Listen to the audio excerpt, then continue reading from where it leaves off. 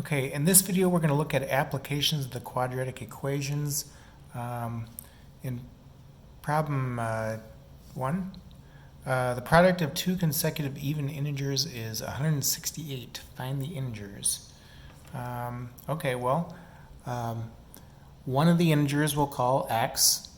Consecutive even integers means that whatever x is, x plus 2 is going to be the next even integer. And when I multiply those, I get 168. X squared plus 2x minus 168 equals 0. This will factor, and of course if I don't see the factors, I'm using the quadratic formula. Anyway, it does factor. X plus 14 times x minus 12 equals 0. X times x is x squared. Negative 12x plus 14x is 2x. 14 times negative 12 is negative 168 equals 0. So x is equal to negative 14 or x is equal to 12. Okay, both these numbers are going to be kept. The product of two consecutive even integers is 168. So if x is 12, x plus 2 would be 14. If x is negative 14, negative 14 plus 2 is negative 12. So 12 and 14, or negative 12 and negative 14, would be answers. Okay, problem 4. A projectile is shot vertically upward from ground level with an initial velocity of 128 feet per second.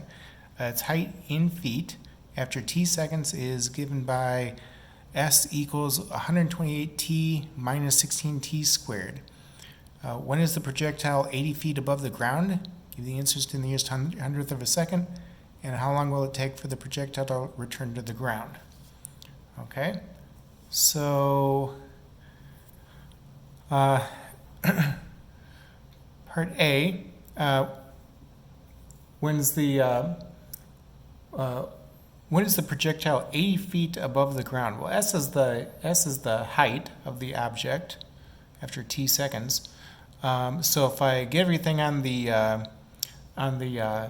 left, add 16t squared, subtract 128t, plus 80 equals 0. I can divide both sides by 16 to make the numbers a bit nicer. T squared minus 16 times 8 is 128t, plus 16 times 5 is 80 equals 0. So t squared minus 8t plus 5 equals 0. That's not going to factor nicely. T is equal to 8 plus or minus the square root of 64 minus 4 times 1 times 5 all over 2. 64 minus 20 is 44. 8 plus or minus root 44 all over 2. Root 44 breaks down as 2 root 11. And so if I go to the calculator and type these two numbers in, 8 plus the square root of 44 all over 2 gives me 7.32. And 8 minus the square root of 44 all over 2 gives me 0.68 seconds. Okay. And both of those are rounded numbers, so of course I want to use the approximation sign there, not the equal sign. Here's a picture of what's going on. So I'm launching this projectile from the ground, and t is the time. It looks like it's going to take 8 seconds for the object to return back to the ground. 0.68 seconds and 7.32 seconds is when we are exactly 80 feet above the air. Okay, so once on the way up, it's going to continue to go up, and again on the way back down, it's going to continue to go back down. Part B, how long will it take for the projectile to return to the ground? So it's going to be on the ground when the height is 0. So 0 equals 128t minus 16t squared. 16t squared minus 128t equals 0. 16t is in common to those two terms. Can factor that out. 16t times t minus 8 equals 0. 16t equals 0 means that t equals 0. T minus 8 equals 0 means that t is equal to 8 seconds. Okay, now the question is, how long will it take for the projectile to return to the ground? So t equals 0 means you have not launched the thing in the air yet. It looks like it's going to take 8 seconds to return to the ground. 8 seconds is going to go on that picture there. Okay, problem 7. The area of a rectangular garden is 105 square feet. If the length of the garden is 1 foot more than twice the width, find the dimensions of the garden. Okay, so the area equals length times width. The width and the length. The length is twice the width plus 1. Okay, so where I see the length, I'm going to replace that with twice the width plus 1. And times the width equals 105 square feet. 2w squared plus w minus 105 equals 0. Okay, and this will factor nicely.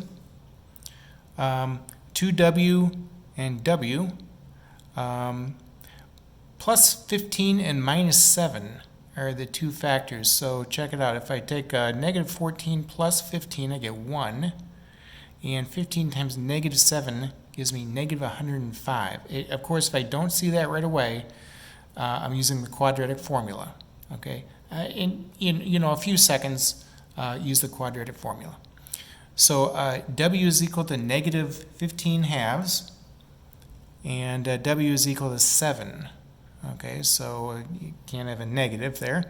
It looks like it's going to be 7 feet for the width, and then 2 times 7 plus 1 would be 15 feet for the length.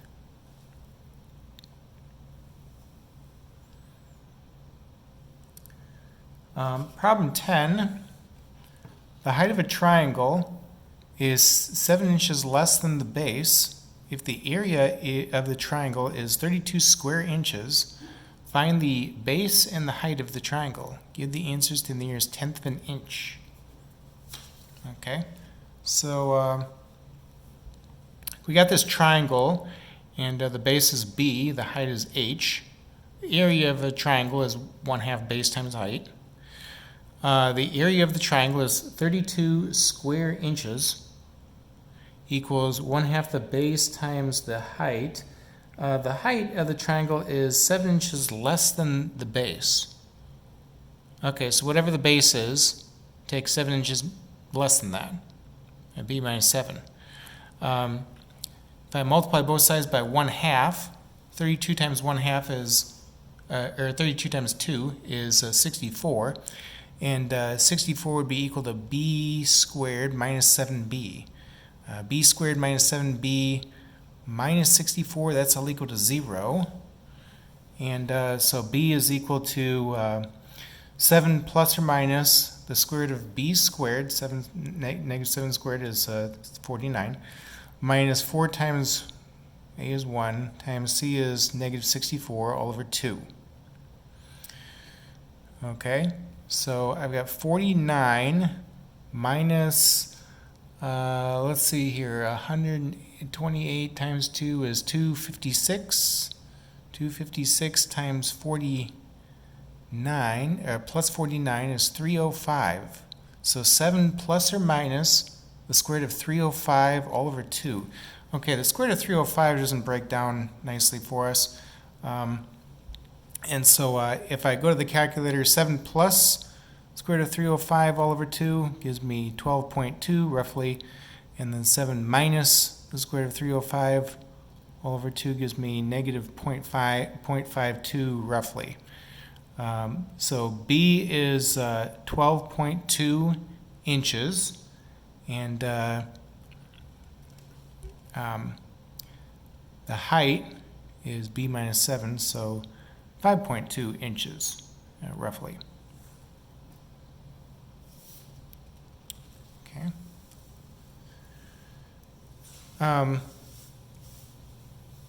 If we look at number 13 next, number 13, Cynthia wants to buy a rug for a room that is 12 feet wide and 15 feet long. She wants to leave a uniform strip of floor around the rug. She can afford to buy 108 square feet of carpeting. What dimensions should the rug have?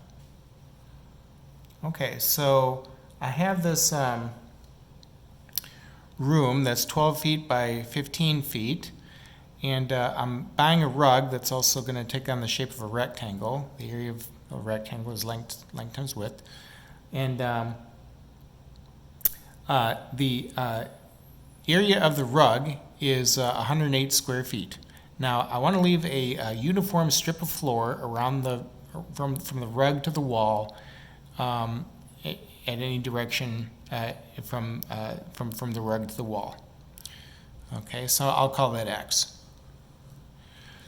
108 square feet equals 15 minus 2x. Okay, it's 15 feet minus x minus 2x times 12 feet minus x minus 2x.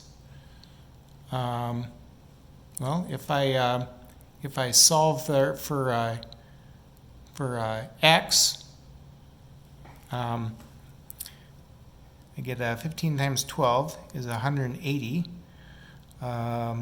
Negative 30x minus 24x gives me minus 54x plus 4x squared. Okay, so then I subtract 108 from both sides. I get 72. 4x squared minus 54x plus 72 equals 0. I can make the numbers a bit nicer by dividing by 2 on each side. 2x squared minus 27x plus 36 equals 0 means that 2x minus 3 times x minus 12 equals 0. Okay, there's 2. Negative 24 minus 3 is negative 27. Negative 3 times negative 12 is 36. Okay, and of course, if I don't see this right away, I'm on to the quadratic formula. So x is equal to 3 halves, and x is equal to 12. Well, x can't be 12 since the room is the width of the room is 12 feet, and this would mean that there's no rug in the room if x is 12. So go ahead and cross off 12. It looks like, okay, x is 3 halves. 15 minus 2 times 3 halves. The 2's cancel. 15 minus 3 is 12 feet. 12 minus 2 times 3 halves. Again, the 2's cancel. 12 minus 3 is 9 feet. Okay, so 12 feet by 9 feet is the answer. And we'll take a look at one more here. Problem 16. A rectangular piece of metal is twice as long as it is wide. Squares with sides 4 inches long are cut from the 4 corners, and the edges are folded upward to form an open box. If the volume of the box is 1,536 cubic inches, what were the original dimensions of the piece of metal? Okay, so we're going to cut out 4-inch corners, squares, and with the remains, we're going to fold up the rest of the box to form an open box. And the width of the cardboard is W. The length is 2W. Okay, so I'm going to call the volume of the box capital V, and that's equal to capital L times capital W times capital H. The reason why I'm using capital W is because a little w is used for the width of the metal. Okay, and so are you talking about the width of the metal or the width of the box? Those are 2 different dimensions there. Okay, so the volume of the box is 1,536 cubic inches. Okay, the height of the box is 4 inches. Okay, because I'm removing 4-inch squares, I'm going to fold up the remains so it'd be 4 inches tall. The width of the box is W minus 4 minus another 4, so W minus 8. And the length of the box, 2W minus 4 minus 4, 2W minus 8. Okay, so divide both sides by 4. 1,536 divided by 4 is 384. If I FOIL out the rest of that, then I get 2W squared minus 16W minus 8W minus 24W plus 64. Okay, and I subtract 384 from both sides. 2W squared minus 24W minus 320 equals 0. I can divide by 2, since 2 goes into these numbers evenly. And I get W squared minus 12W minus 160 equals 0. Okay, so the numbers that I want there are 20 and 8. Give me negative 160. W minus 20 times W plus 8.